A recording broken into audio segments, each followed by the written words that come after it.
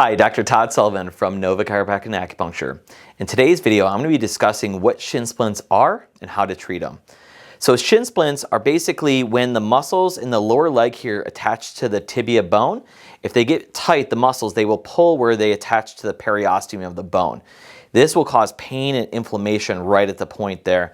And what causes this is usually an overuse injury. So if you're going from little activity to quite a bit, say you're starting up a sport or you're increasing your mileage, that'll cause the muscle to get really tight, and then that can cause that inflammation and the irritation. Now with shin splints, there's two types of shin splints. There's going to be the anterior shin splints from this muscle here called your tibialis anterior.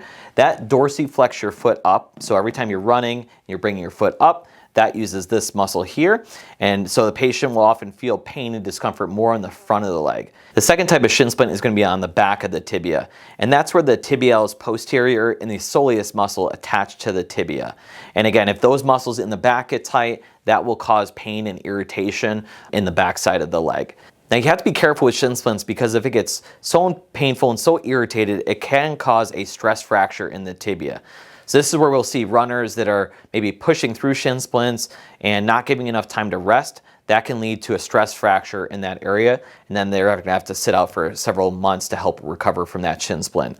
So whenever we're dealing with shin splints with athletes, we like to reduce down their volume if possible. If they are still having pain, then we discontinue sport for just a little bit, and then as we improve them, we'll increase their activity and get them back into playing full time or running their mileage that they want to do.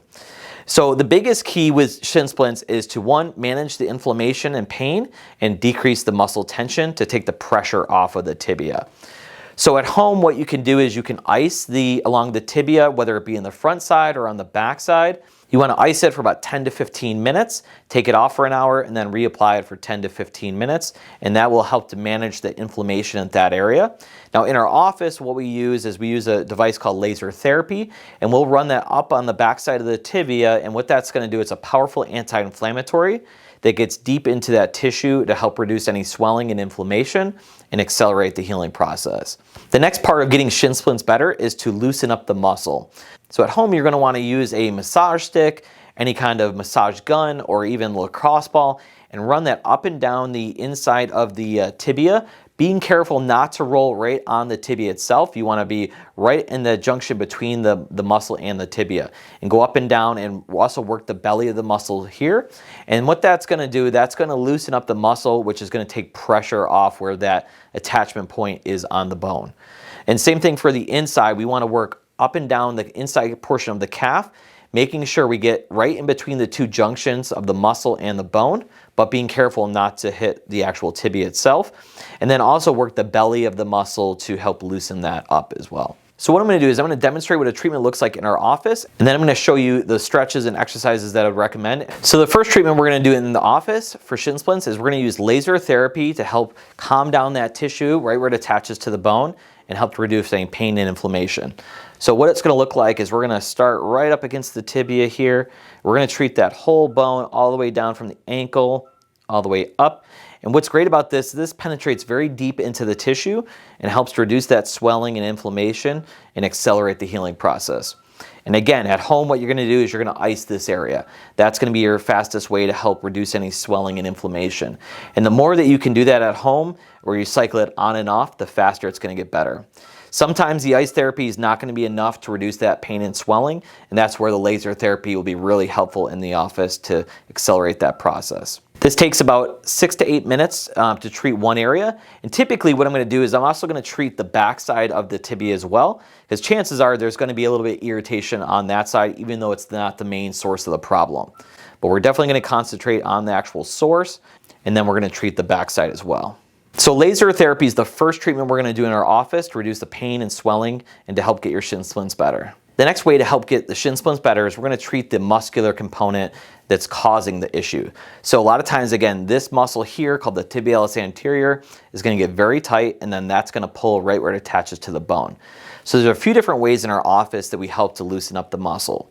The first way we're going to loosen up the muscles is we're going to apply some acupuncture needles in this area, and we're going to be doing a technique called dry needling.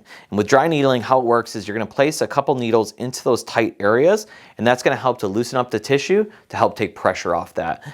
This works great because it can get a little deeper into the tissue and to help get to those areas where our hands or our tools can't get. So what it's going to look like is we're going to palpate any knots or trigger points up and along the tibialis anterior. And then what we're going to do is we're going to tap the little acupuncture needle in. And then what the patient feels once we hit one of those knots or trigger points, if it feels like a little dull, achy sensation, almost like, ooh, that's reproducing the pain right where I have it. Sometimes the patients will also feel the muscle do a local twitch response, so it just twitches, and that's also another kind of release of that tissue. So we're going to apply that treatment all up and down and just finding where any of those trigger points are, so to release those deep knots. The second treatment we're going to use to help fix shin splints is we're going to do a technique called Graston technique. So Graston technique uses a stainless steel instrument, and what it does, it helps to loosen up any of that muscle tension and also help to loosen up the fascia that can get tight in that area. So what it's going to look like, we're going to take that instrument over that tibialis anterior, and we're going to work any areas up and down. What we're looking for is we're looking for any areas that have any ridges or bumps. And that's typically the area that's going to be really tight or there's going to be a knot in that area. We're going to go up and down this whole area searching for that, like she's got one right here. We're going to concentrate back and forth on that area. And what that's going to do, it's going to loosen up that tissue and help to loosen up the fascia in that area, which is going to take pressure off the tibia bone right where that muscle attaches. The third muscular treatment we're going to do in the office is called active release technique. So active release technique is what we're going to do is we're going to basically put it through a range of motion while I contact the muscle in my hands, and then we're going to go lengthen that tissue, and underneath my thumb we're going to break up any of those adhesions or any of those knots or trigger points. So what that's going to look like is we're going to dorsiflex our foot because that's what the tibialis anterior muscle does. I'm going to contact the area and then we're going to lengthen it. We're going to go up and down this whole area, searching for any tight areas. And again, a lot of times patients feel this area and it feels like it hurts good. It feels like we're working on the right area. And again, I'm working right off that tibia bone, finding any of these tender spots and loosening them up. And again, this can all be applied on the backside as well. So the tibialis posterior and the soleus muscle, that can all be applied right on the backside too, and that will help the posterior shin splints. So those are the muscular treatments we use in our office to help loosen up any muscular tension and help take pressure off the shin splints. So what I recommend for patients if they're dealing with shin splints at home is to use either a lacrosse ball, a massage gun, or a massage stick on that area to help loosen up that tension. So what you want to do is, if we're using a lacrosse ball, we want to, again, avoid being right on the tibia because that's going to be really painful, but we want to go right into the belly of the muscle and go up and down. We're just going to roll that ball back and forth. And the density of this ball gets in really deep, and we can kind of search and find any of those knots or those trigger points. And again, you want to go all the way up and down from the above the ankle all the way up to right below the knee, and just avoid being at any of the bonier sections of the tissue. Another great treatment tool at home that you can use to help fix shin splints is a massage gun. So the nice thing with the massage gun is it gets deep into the tissue. The vibration and that percussion into that tissue helps to relax that muscle and that fascia. So again, definitely with this one, you got to avoid being on the bone. It's going to be super painful if you're dealing with shin splints. Make sure you're in the belly of the muscle or deeper away from the bone. So what we're going to do, we're going to turn it on. And again, avoid the bone. We're going to go up and down the tissue, going back and forth.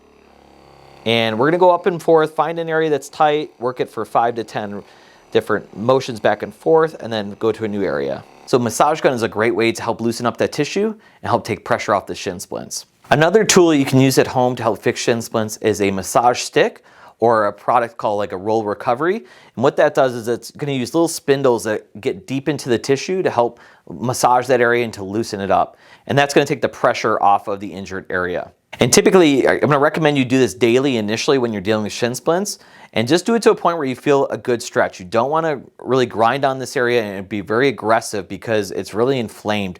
And so you need to just manage the inflammation and loosen up the muscle tension, and that's going to help it.